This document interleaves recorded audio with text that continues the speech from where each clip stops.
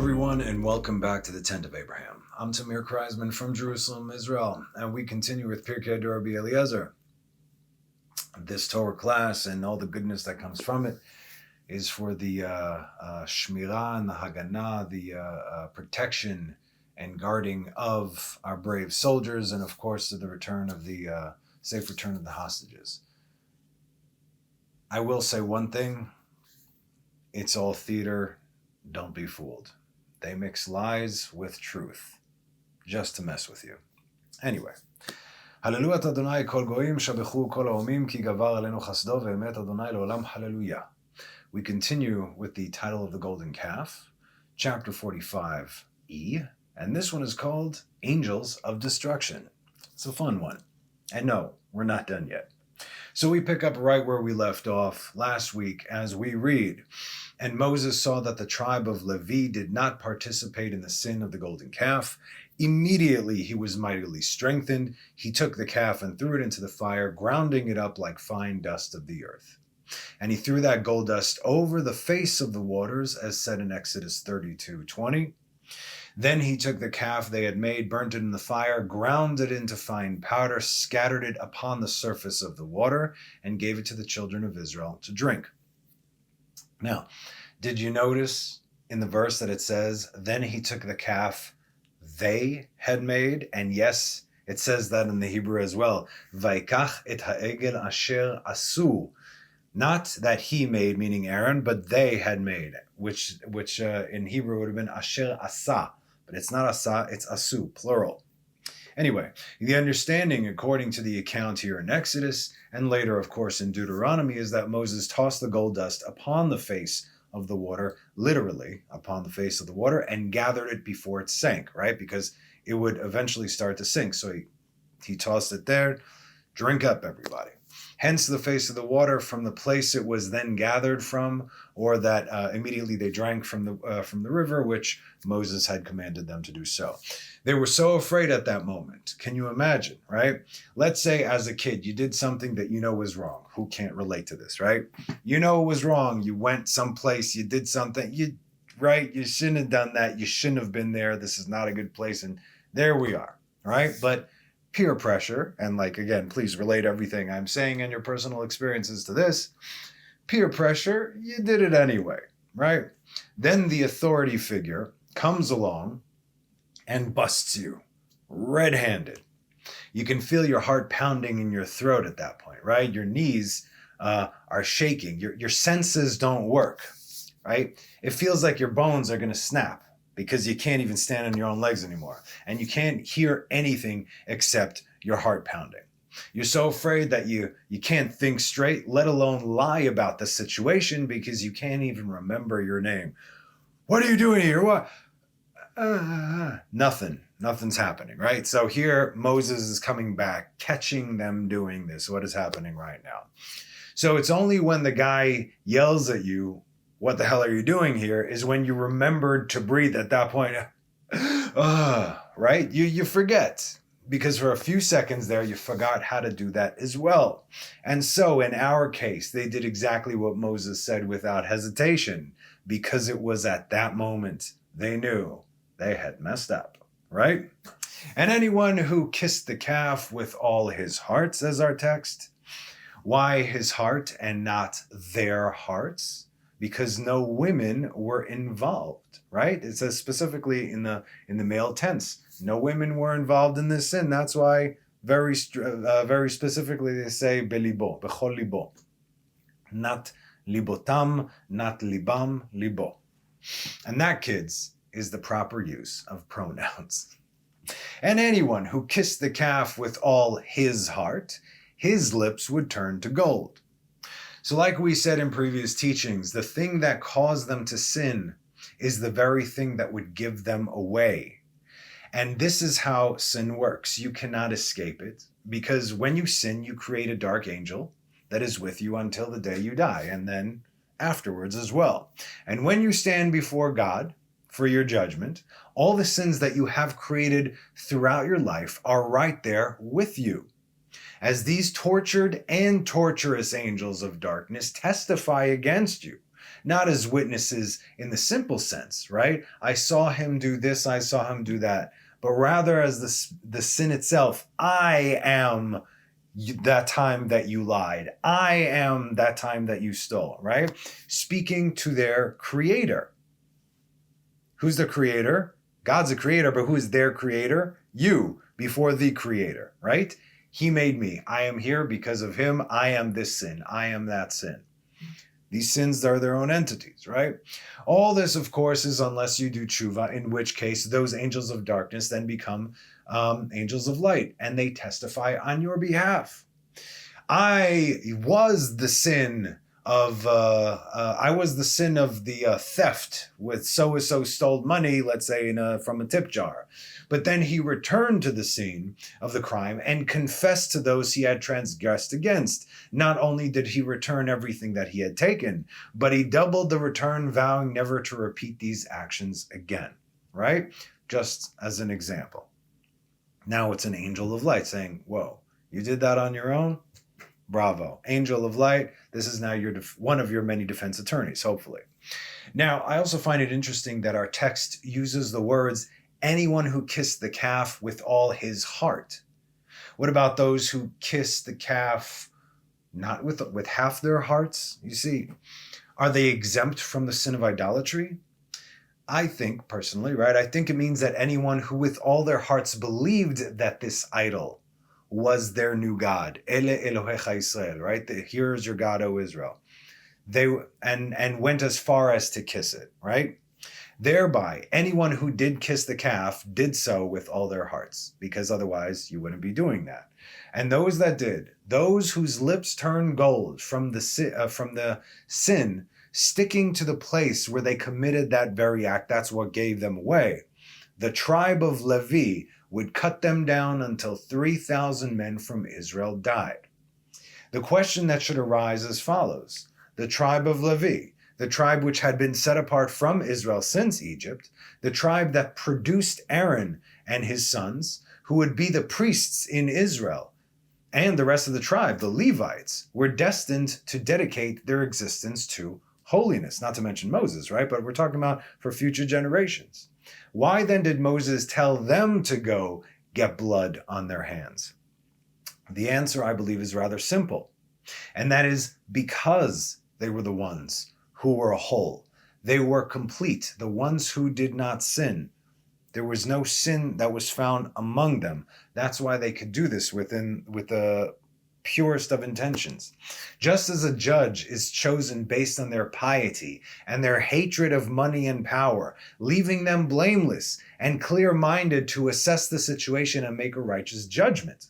And also, the most basic understanding that they would not have to kill a member of their own family. Right? The Radal refers to Targum Yonatan on the matter. But before we go there, I just want to read a verse that corroborates what we spoke of a few weeks ago regarding Satan entering into the calf. So from chapter 32:24 on Targum Yonatan, it said, "And I said to them, whoever has gold, let him deliver and give it to me. And I cast it into the fire, and Satan entered into it, and there came out the image of this calf." Good stuff, right? So you see it's already right there. Anyway, verse 26 from Targum Yonatan. "And Moses stood in the Sanhedrin gate of the camp and said, whoever fears the Lord, let him come to me. And there gathered to him all the sons of Levi." Verse 27, "And he said to them, thus has said the Lord, the God of Israel, whosoever has sacrificed to the idols of the Gentiles, let him be slain with the sword. And now go, pass through from the gate of the Sanhedrin to the gate of the house of judgment in the camp, and with prayer before the Lord that he will forgive you the sin." He's talking, forgive you the sin that you are about to go kill your own brethren, right?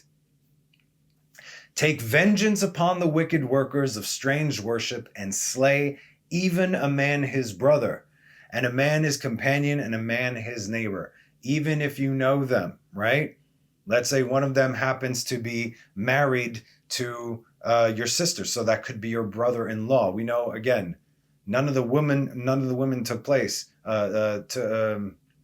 participated in the sin. Excuse me. So you understand, it could be you'd be killing your brother-in-law over there, right? So what sin did they ask for God to forgive them of? They were about to go kill their brethren. A righteous kill, yes, but still, you are now killing God's children. Okay. Verse 28, and the sons of Levi did according to the word of Moses, and of the people who had the mark on their lips, there fell that day by the slaughter of the sword the number of 3,000 men. There's another midrash that says that they basically just held the swords and the swords guided them directly into the midsection or wherever of those that had the gold on their lips. Very similar to how the Hasmoneans fought the Greeks. The midrash says that how could you have, elderly priests, you see, getting bloodied? Certain circumstances can allow that to happen. In any case, it said that they held on to their swords, and the swords were doing the fighting. They just had to hold on for dear life. And also it says that this is pretty much how all the battles were fought in Israel, from Israel in the wilderness against all the surrounding nations. Miracles, okay? So this was that situation here as well. 3,000 men fell.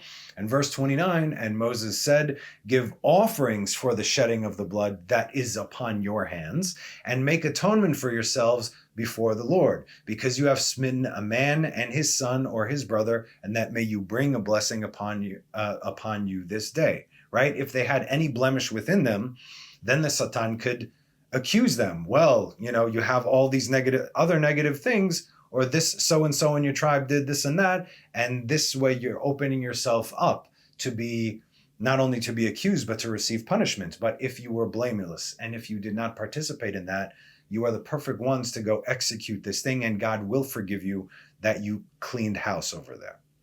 So, is it good or is it bad what they did? Ultimately, it is a good thing. But for the one who had no choice but to do it, it is a very difficult thing. They all struggled together. They all went through Egypt together. They don't want to start killing one another. There's a thing in the Torah that is called lefi sha'ah, according to the hour, a very specific time, meaning that one may transgress the word of God in order to fulfill it, all depending on which is more important, obviously, but all have to do with the life and death situation. As we know, if there's a fear for a person's life on Shabbat, you absolutely break Shabbat to save that person's life. But to the contrary, if someone, let's say, puts a gun to your head and says, go now, kiss this idol, say that this idol is your God, say, pull the trigger, right?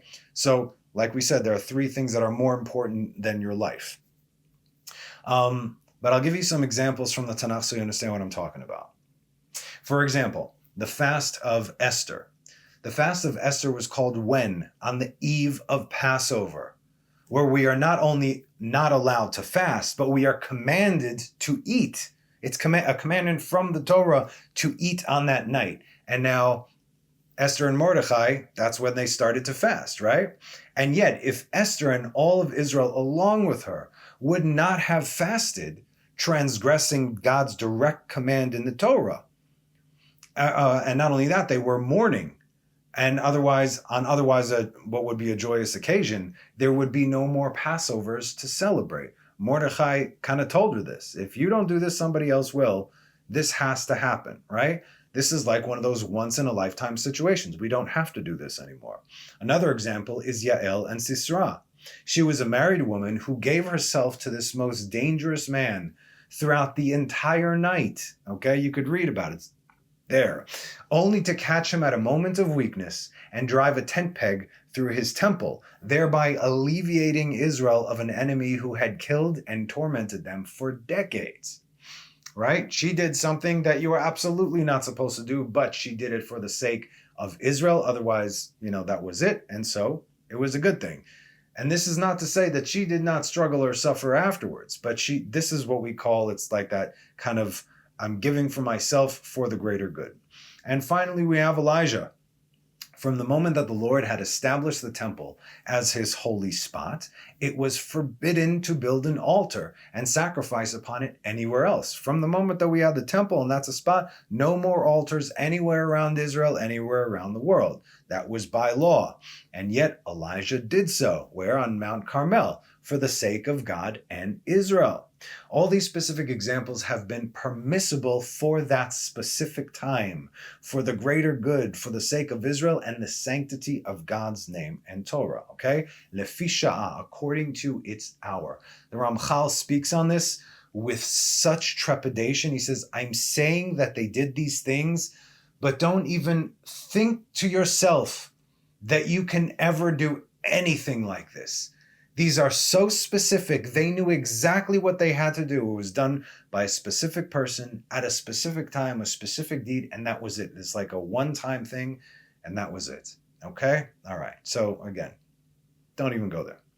And the Holy One, blessed be He, sent 5 angels of destruction to destroy all of Israel, and they are Ketzef, Af, Chema, Mashchit, Charon.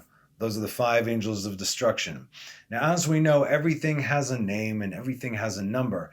And a name is made of letters, like we said, which gives the entity its unique personality. As even science, which is light years away, like behind, right, from the things that are written in the Talmud or in the Zohar 2,000 years ago, will tell you that no 2 creations are exactly alike, as each has its own unique imprint. God is awesome. So these 5 have very distinct names, and they have been used throughout the Tanakh. Now that we're going to introduce them to you, you're going to see their names popping up, obviously only if you read them in Hebrew, right?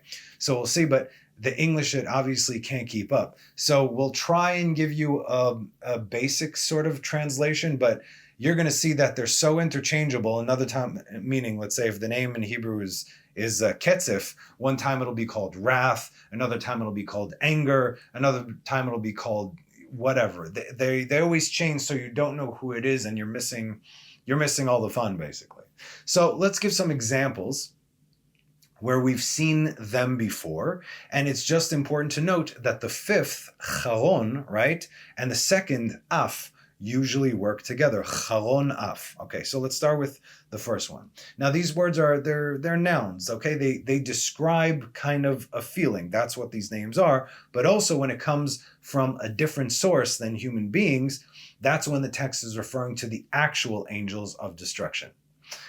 Ketzef, first one, literally means foam, okay? Shaving cream is called ketzef giluach. Legaleach, it's also a biblical word, is to shave, right? So shaving cream is ketzef giluach. Katzefet is whipped cream. Okay, so we get it, foam, and like foaming from the mouth. Describing a foaming of the mouth of sorts. We'll call it anger. Again, they're going to change again. Genesis 41:10. Pharaoh was angry with his servants, and he put me in prison in the house of the chief slaughterer, me and the chief baker. What does it say in Hebrew? Paro katzaf al avadav. So here it's translated as angry. Now, let's look at Numbers 17:11. Moses said to Aaron, take the censer and put fire in the altar top into it and put incense. Then take it quickly to the congregation and atone for them, for wrath has gone forth from the Lord, and the plague has begun. What does it say in Hebrew? Ki yatsa haketzef milifnei Hashem. So one time ketzef is anger, another time it's wrath. Whatever, man. Got to look at it in the Hebrew. Otherwise, it just doesn't work. So, and this is, by the way, this is a great story about this verse. We will discuss this in the next class. I got a whole thing for you. 2. Af literally means nose. Here we go. Describing the flaring of the nostrils. These are all things that we can sort of relate to, you see. Genesis 18:23. And Abraham approached and said, will you even destroy the righteous with the wicked?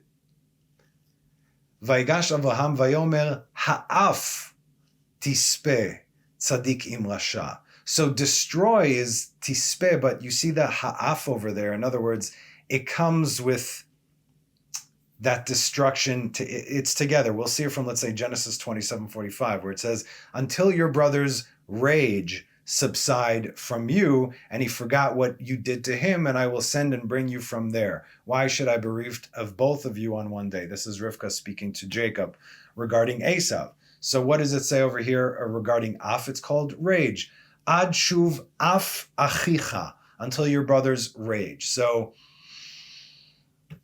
different words and everything. All right, 3, chema, translated as wrath in different places and derived from the word cham. Chama is the sun. Yes, it is called the shemesh, but it's also known as the chama. Why? Because cham literally means hot. So chema, like boiling of the blood. You see, we can relate to this. Genesis 27:44, and you shall dwell with him for a few days until your brother's wrath has subsided. So here we have wrath, and what is it? Wrath translated, vayashavta imo yamim achadim ad asher tashuv chamat achicha. So now we also, limited with the English, translating chamat achicha as wrath. Numbers 25:11. Again, I'm showing you human examples and I'm showing you godly examples, right?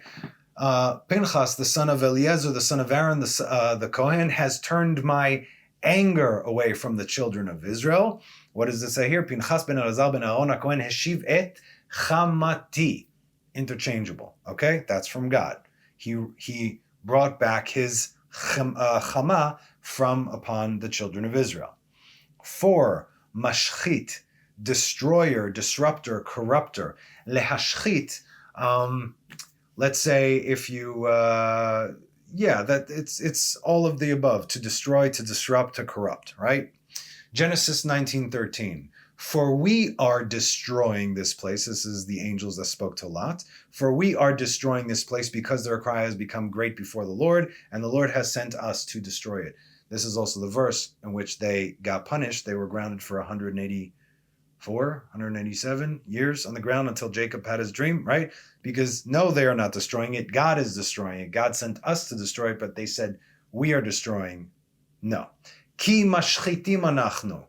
Destroying it, and vayishalchenu Hashem leshachata, to destroy it. Okay, so here there's no wiggle room with that. Lashchit literally means to destroy. Exodus 12:23, what is that, right? And he will not permit the destroyer to enter your houses to smite you. This is on the eve of Pesach, right? Velo yiten hamashchit lavo el betechem lingof. Lingof comes from negef, to smite, or it also means a plague in a sense.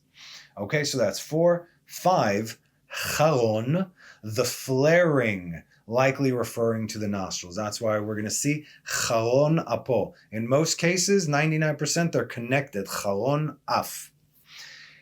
Exodus 15:7, and with you, great pride, you tear down those who rise up against you. You send forth your wrath, it devours them like straw. Berov geoncha ta'aros kamecha teshalach charonecha yochlemo kakash. This is from the Song of the Sea, the Song of Moses. The Song of the Sea. And Deuteronomy 13:18, and nothing that is doomed and destruction shall cling to your hand, so that the Lord may return from his fierce wrath. Okay, so now why did they do fierce wrath? Because here's where you see that connection. Charon apo. Velo yidbak beyadecha meuma min acherem leman yashuv Adonai mecharon apo. They call it fierce wrath, but rather charon, from the flaring apo of his nostrils. Okay? So these are the 5, and you can see their names throughout the Tanakh. But there is an added bonus here. In the Talmud, Masechet Shabbat 55a, our sages discuss Ezekiel 9:2. Let's start from verse 1. Then he called into my ears with a loud voice, saying, bring near those appointed over the city, and each one his weapon of destruction in his hand. What do we say is destruction? You can't get around that. Vaikra be'oznai kol gadol le'emor, karvu pkudot ha'ir ve'ish kli mashcheto beyado. A man will hold the weapon of destruction in his hand. So it is destruction here, mashcheto. Now, and behold, verse 2, 6 men coming from the way of the upper gate, which is turned northward. Each man has his, it says sledgehammer in his hand, and one man among them clothed in linen with the scribe's tablet on his loins, and they came and stood beside the copper altar. Very interesting.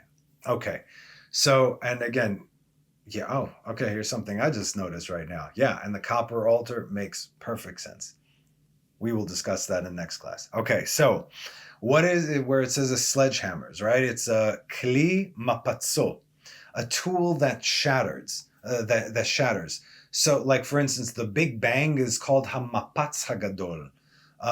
When you take a hammer and you shatter something, you minapitz, you shatter it. So they translate it as sledgehammer, whatever, you see. And as for the upper gate, which is turned northward, this is a reference to what we read before in Jeremiah 1:14. And the Lord said to me, from the north, the misfortune will break forth upon all the inhabitants of the land. And it doesn't say this thing in Hebrew. Vayomer Adonai Eli, God said to me, Mitzafon tipatach hara'ah, the evil will come forth from the north, al kol yeshvei haaretz, not the land, the world, Eretz Israel, upon Israel. We're still waiting for that to happen, okay? So let's continue with Ezekiel verses 3 and 4. And the glory of the God of Israel lifted itself from upon the cherub, upon which it had been, to the threshold of the house, and he called a man clothed in linen, upon whose loins was the scribe's tablet. And the Lord said to him, pass through the midst of the city, through the midst of Jerusalem, and you shall mark a sign upon the foreheads of the men who are sighing and moaning over the abominations that were done in its midst. Okay? In other words, these are the good guys. They're like, what is going on here? This is wrong. This should not be. You get a mark on your forehead. Now, question. Who is this mystery man clad in linen? I know who some of you might think it is. The one who is leading the other 6 men who have been sent to destroy. Now think for a moment before you just throw out answers, okay? This is not Christianity. Heaven is not a free-for-all. There are no independent agents. There is order, and there is a hierarchy, okay? So if the job of the angels of destruction is to, we'll go with punish the transgression, punish the transgressor, that means that God had passed judgment. See where I'm going with this? And these are his executioners to exact God's judgment. And so who is the one who is in charge of exacting God's judgment to the world? Who else but the man, Gabriel, the archangel of judgment, who sits to the left side of the throne of God. It was Gabriel that God sent to destroy the temple. It was also Gabriel that God sent to plan the shoot in the ocean that grew up to become Rome. Gabriel did this. This is his job. And he's got angels underneath him. So let's see what the Talmud says. As Rabbi Acha, son of Rabbi Hanina, said, never did a promise manifesting a good attribute emerge from the mouth of the Holy One, blessed be he, and he later retracted it and rendered it evil except with regard to this matter. Okay? As it is written, and the Lord said to him, go through the midst of the city, through the midst of Jerusalem, and set a mark, which is Tav, like the letter Tav. The letter Tav from back in the day is an X. Upon the foreheads of the men that sigh and that cry on account of all the abominations that are done in our midst. Ezekiel 9:4. And who was God talking to? The Holy One, blessed be he, said to the angel Gabriel, go and inscribe a tav of ink on the foreheads. That's your sign. Tav is also a mark, a siman, of ink on the foreheads of the righteous as a sign that it, so that the angels of destruction will not have dominion over them, and inscribe a tav of blood on the foreheads of the wicked as a sign so that the angels of destruction will have dominion over them. That's where we see Psalms 91, Ipol mitzitcha elef uvava elecha lo yigash. 1,000 shall fall at your left, 10,000 at your right, but it will not approach you, it will not touch you. Because if you are marked, then you are marked. They have no permission to touch you. All right. So now remember how we said that Gabriel is the very enforcer or manifestation of God's judgment? The Talmud continues. Look how Gabriel is referred to over here. The attribute of justice said before the Holy One, blessed be He, Amra midat hadin. Gabriel is din, judgment. So the attribute of justice said before the Holy One, blessed be He, Master of the universe. How are these different from those? These guys from these guys. He said to the attribute, these are full-fledged righteous people, and those are full-fledged wicked people. The attribute of justice said to him, Master of the universe, it was in the hands of the righteous to protect the conduct of the wicked, and they did not protest. This is how important it is. Remember, what is this? What are we talking about here? A time where God actually reversed what he said, right? When it came to something positive. But it's not that, we'll see why he actually didn't. But again, these laws of God are the same common laws that we can find in the world today. If you witnessed a crime, I'm telling you this, if you witnessed a crime and say nothing, you carry guilt as well, right? This would be in man-made courts, supposedly. Should be anyway. And that is the meaning of that which is written in Ezekiel 9:6. Old man, young man, and maiden, young children and women, you shall slay utterly.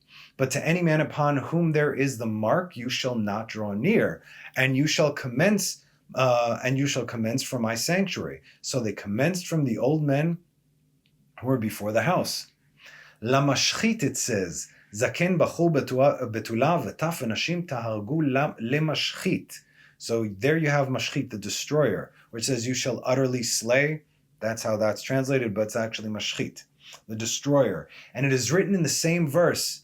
Then they began with the elderly men who were before the house. Rav Yosef taught, read not my sanctuary, mikdashi, rather those sanctified to me, mekudashai. That's why God says, kedoshim tiyu ki kedoshani, you will be holy because I am holy. I need this. Why? For your own sake, so you can get that mark. So these are people who observe the whole Torah in its entirety from Aleph to Taf, right?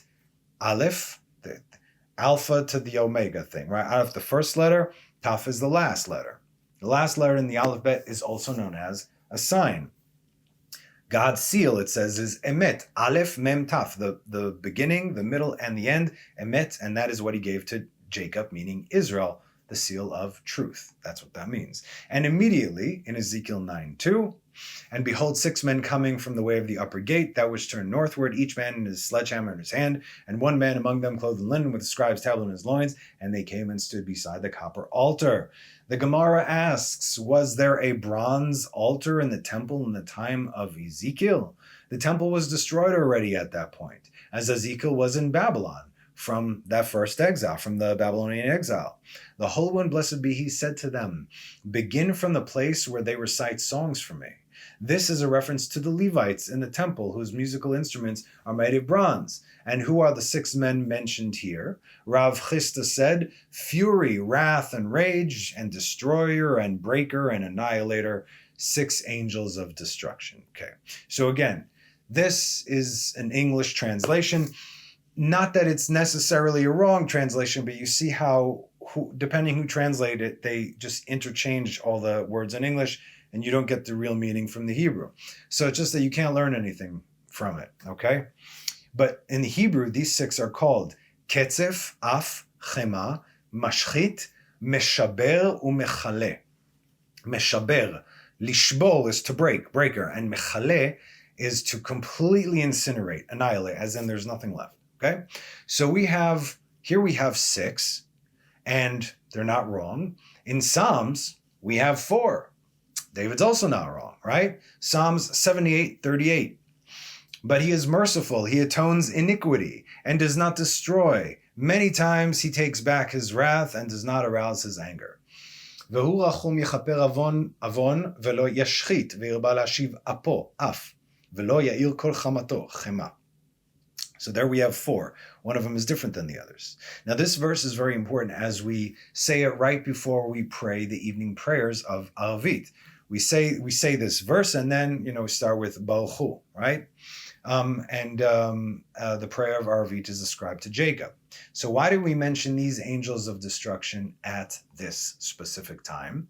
Because the sun has just set as darkness engulfs the land. And this is the time where judgment comes out to play. Within the judgment are the angels of destruction. We see 4 names in this verse, and they go according to the order of severity as a reminder to us, beginning with Avon. Vehu rachum yechaper avon. He is merciful. He atones iniquity. Now, this is the least of our worries, as iniquity is something that God can forgive simply because we repent on the spot, assuming that transgression was done unintentionally. And even if a person is unaware that they did so, thereby not even knowing that they need to repent, God does not hold it against them because he knows that they would never do this consciously. And if they found out that they did this by accident, they would repent immediately and take measures to keep it from happening again. And where can we see this from? From the 13 principles of faith, which God gave Moses after the sin of the golden calf, as a way of an encouragement to Israel. Exodus 34, 6-7. And the Lord passed before him and proclaimed, Lord, Lord, benevolent God, who is compassionate and gracious, slow to anger, and abundant in loving kindness and truth, preserving loving kindness for thousands, forgiving iniquity. Noseh avon. There we go, right there. By the way, if you want to read that in the Hebrew, El rachum v'chanun erech apayim. Okay? Af, right? That's anger, but erech apayim, it's translated as slow to anger, meaning big nose, right? Not to reach the end of the nose, and then there comes that destruction, so to speak. A long nose. All right, roughly, again, losing all the meaning. Sorry. So, forgiving iniquity. Noseh, God carries. It doesn't even say forgiving. It doesn't say solach. Noseh. He just takes it out of there. He lifts it out of there. Okay? Good. So, atones iniquity, carries iniquity, no problem. Let's say, God forbid, and it has happened every now and then, where, let's say, you accidentally rip a page on Shabbat. Not like you did that, but you turn the page, oh my goodness, oh, that's terrible. I'm so sorry. It's okay. I know you would never do that. I know this was a genuine accident. Look how bad you feel. You take the precautions. Every now and then, you're used to turning on a light on Shabbat. So what do? We got specific. Oh, look, I got them right here. I'll show you. It's a specific Shabbos light covers. It says Shabbat Kodesh over here. You hang them over the lights, and then if it's in the middle of the night and it's dark in the room, you're like, oh, Baruch Hashem, thank God. So we take measures. That's why these things exist, and they're really there to help us. But if you keep doing it on your own, like, oopsie, didn't mean to do it, but you don't do anything to change, is that really tshuva? No, it is not. Come on, man. That drawer is staying open right now. Okay, 2. And does not destroy. Velo yashchit. Do not read this that God will not destroy, lo yashchit, because we saw plenty of examples that he has, but rather read it in context within the verse itself. God will atone or forgive or carry iniquity, but he will not do the same if the destroyer is summoned, okay? Then a person must immediately do tshuva, along with everything that comes with rectifying the transgression. All right. Now, many times he takes back his wrath. Vehirba lehashiv apo. Also a mistranslation. Rather, read it vehirba lehashiv apo, and it takes a lot, harbe, to return his apo, translated as wrath. It takes a lot to return his wrath, af. And do not arouse all his anger. Velo ya'ir kol chamato. Kol is not only all, kol is any. Read it like this: do not arouse or awaken any of God's chema. Because when that one comes out to play, depending on the transgression, obviously, then that means it's over for you. You are done. And that means that it's complete annihilation time. As we saw the last 6 names from the Talmud, the last of the 6 names, which is mechale. And where do we have this information from? The book of Numbers, chapter 25. Let's read The first 3 verses.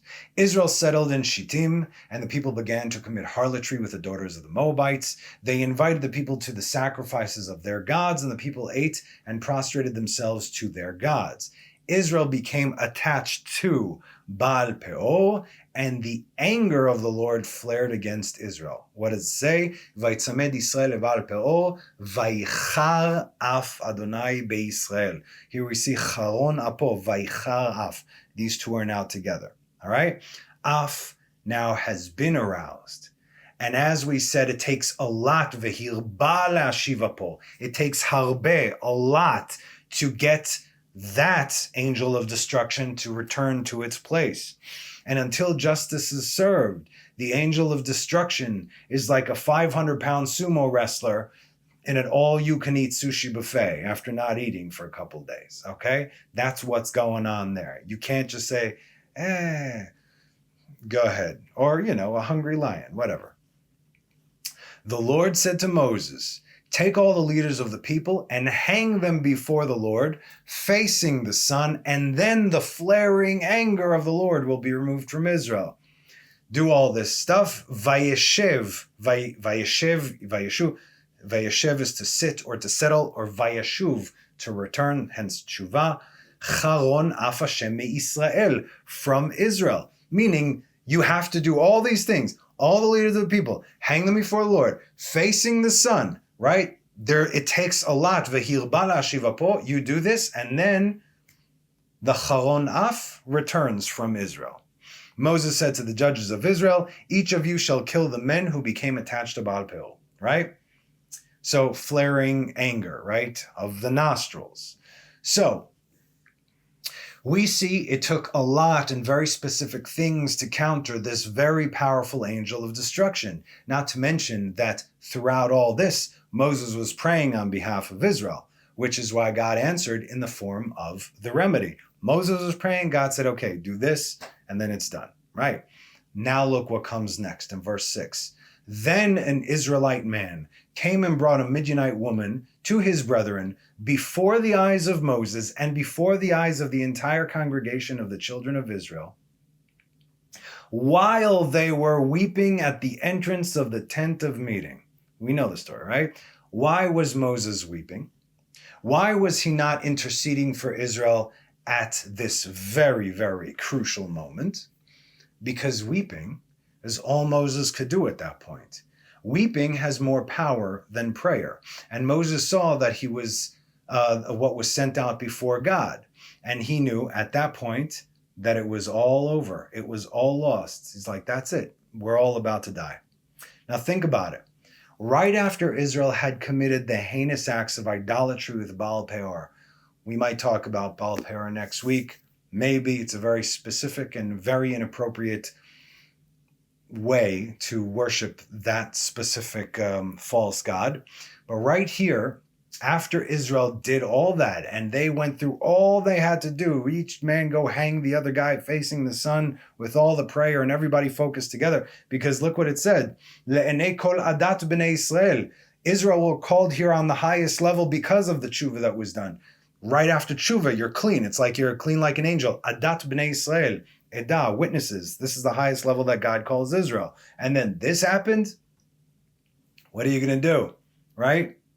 So right after Israel did that, the leaders of Israel were hanged, and somehow they managed to get everything under control. And now this guy comes along and does this. How can Moses now come to God and ask for forgiveness for Israel? He knew they were done, meaning it was the end of the world as we know it. Pinchas, the son of Elazar, the son of Aaron, the Kohen, saw this, arose from the congregation, and took a spear in his hand. Romach is more like a javelin than a spear. He went after the Israelite man into the chamber and drove it through both of them. I gave a whole thing. You could go look the Parashat Pinchas that I did. The Israelite man and the woman through her stomach. It wasn't the stomach, it was exactly where they were connected. And the plague ceased from the children of Israel. Those that died in the plague numbered 24,000. Now, you ready for it? The Lord spoke to Moses saying, this is verse 10, now here's verse 11, Pinchas, the son of Elazar, the son of Aaron, the Kohen, has turned my anger What is anger? Obviously, Hebrew. Pinchas ben Elazar ben Aaron HaKohen heshiv, returned et chamati. We said velo yair kol chamato. Do not even arouse any of God's chama, because if that happens, you're done. But based on what he just did, God told Moses, he returned my chama away from the children of Israel by his zealousy avenging me among them, so that I did not destroy. Bekano et kinati betocham velo chiliti. There's that lechale. We'll talk about it in a second. So Pinchas just did the impossible. He did what even Moses could not do. Moses thought now even to kill Pinchas, so like, wait a minute, you just killed this guy without a trial. But Moses realized that he did not even hear, because God said, no, you're not killing Pinchas. He just did good by me.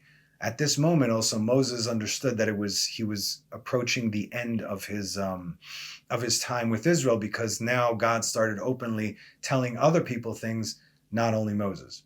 So he managed to put to bed that which should never be aroused, et chamati, as he saved Israel from chlima, mechale, which I believe the best translation is for incineration, complete nothing, turning to nothingness.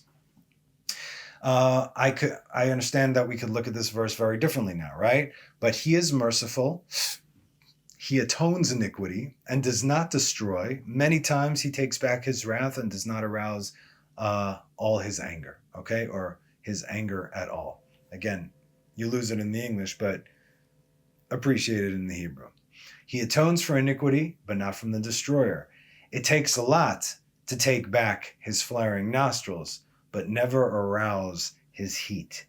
You must understand that God unleashed all 5 angels of destruction who were already on their way to completely annihilate and incinerate and end from existence all of Israel if it weren't for Moses.